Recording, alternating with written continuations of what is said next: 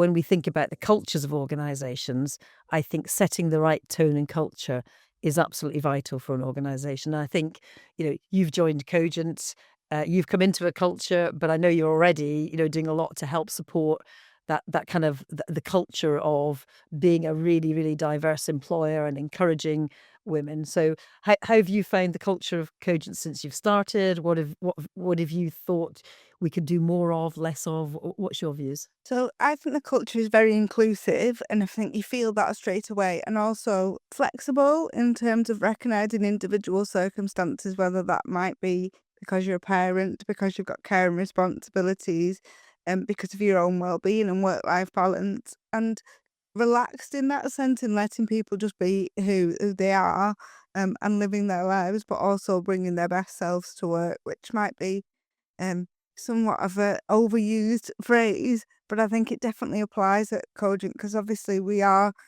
Sunday Times best place to work, but particularly for women, that's been identified for us, and I felt that straight away. And now I aim to build on that and constantly reinforce that to the workforce by providing people with tools and policies that enable us to show that we value them, but also fits around their lives so they can continue to just focus on doing the best job they can rather than having to fight against the system to manage their responsibilities. Yeah, and I think we've got a very strong, I think, percentage of the workforce that's women, Yes. and actually in senior positions as well, or in leadership roles.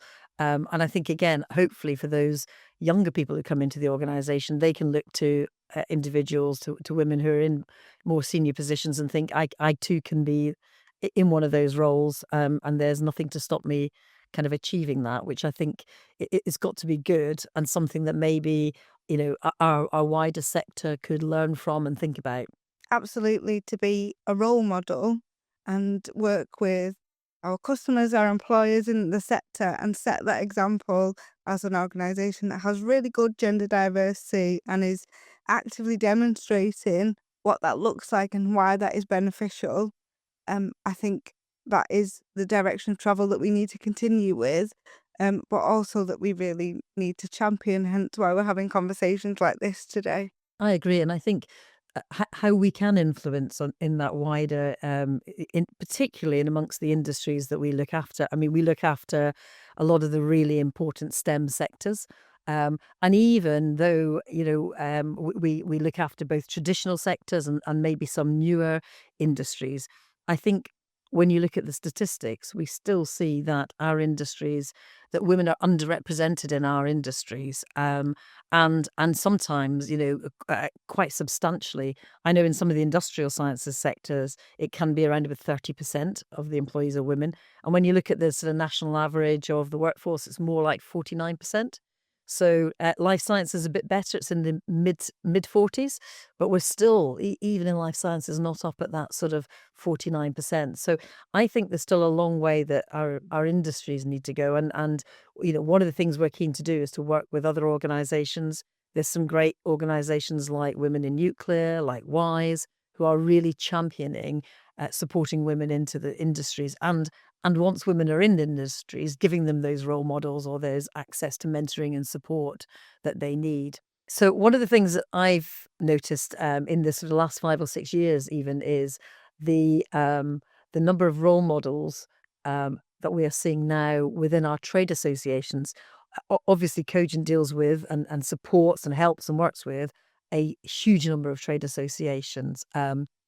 And it struck me only the other day that in the last 2 to 3 years, we've seen for the first time, I think, in a number of them, women presidents. Now, that is a sign that women have come through the ranks, if you like, to senior roles in companies, been recognised, and then come through into roles where they are heading up. They are the presidents of those trade associations. So people like Sharon Hart and the British Coatings Federation. We've seen people like Kate Mingay in the Chemical Business Association, and then Will McKelly in the Tank Storage Association.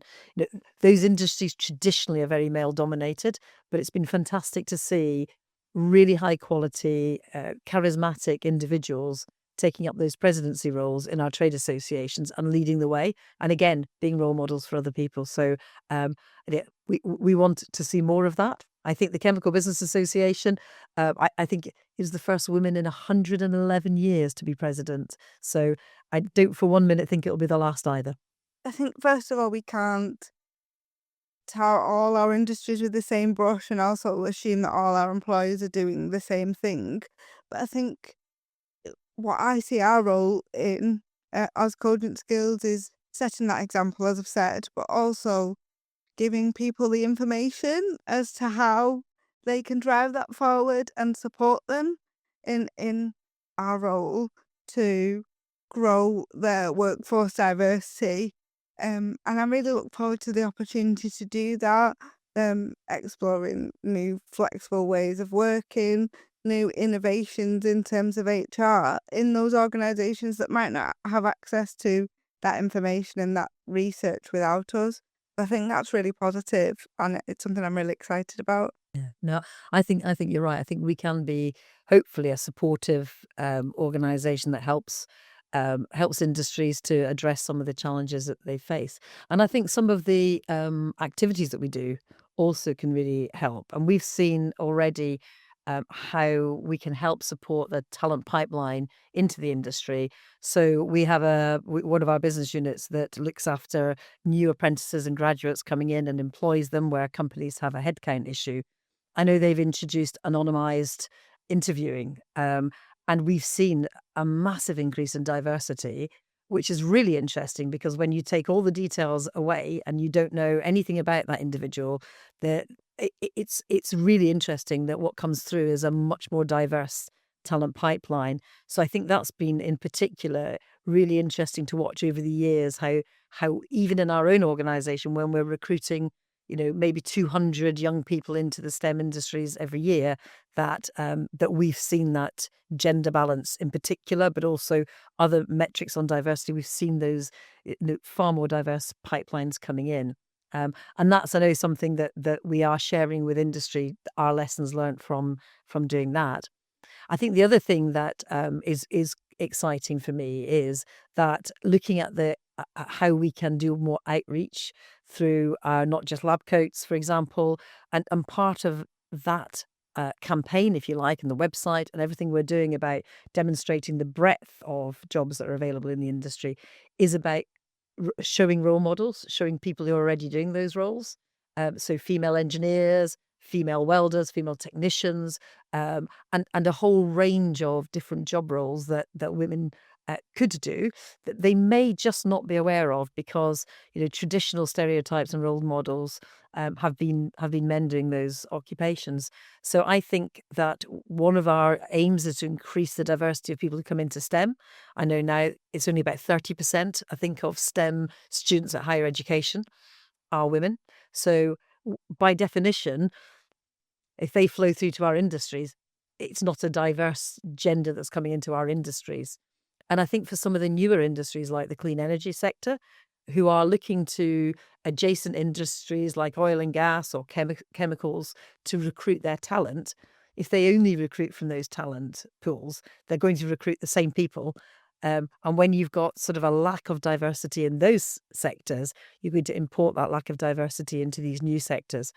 And I think they've got an unprecedented opportunity to do things differently and to create new industries that are based on a much more modern perception of roles, a much more modern image, and to be able to do a lot more to address some of the lack of gender, you know, uh, uh, um, s- gender equality that we've seen in the past. I think what really presents as a unique and exciting opportunity for me is to look at things intersectionally. So obviously I'm a disabled woman. I will have a different experience to other women who don't have my disability. And you've got other characteristics to consider like ethnicity and things like that. So I think we we now have the tools and the tried and tested methods to grow diversity generally, not just in relation to gender. And I think that's also really important to STEM. And so it feels like an interesting and unique time to be able to drive that further forward because we have had such amazing success so far with apprentices and not just lab coats, and to really focus in on that and see how we can drive that further. Yeah. And I think, I mean, I'd like to think in this day and age that we almost don't have to justify why having a diverse workforce is really good. Um, and I kind of think there's all sorts of obvious and rational reasons why. Why would you exclude 50% of the population who are women? Why would you, exclude a proportion who are disabled? Why would you exclude people from the workplace? It doesn't make logical sense. But I think what's also very key is the bank of evidence that's grown up about not just the social benefit and the fact that it's morally right, but actually some of the evidence is about the financial benefits of having diversity, and particularly on gender diversity.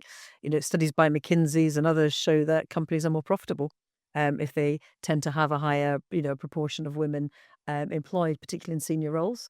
So I think, I always say you should do it because it's the right thing to do. It's a sensible thing to do, but actually also from a company's perspective, it is good. It is good financial and common sense. All those reasons, it's good to consider diversity and actually ask yourself as an organisation, what more could we be doing? Um, so on that question, I guess, do you feel there's more that we could be doing? Is there anything that you would like to see us do that maybe we're not doing yet? I think there's always more for all organisations to do, and I think diversity and inclusion shouldn't be just a tick box exercise. It should be a process of continuous learning. Um, so we've also learnt the lessons from the business unit that employs apprentices in our organisation to replicate some of that experience for our own recruitment, for example. But obviously, there's more to do in the wider society around things like equal pay and opportunities for women. And it's really interesting and exciting to be at the forefront of that. And I think we can need to continue driving that forward. Brilliant. I totally agree. And hopefully, in a couple of years' time, we'll be here and reflecting on the fact that maybe the gender balance in some of our industries is improving, and hopefully we've learnt more and have been able to contribute more as well. Thank you.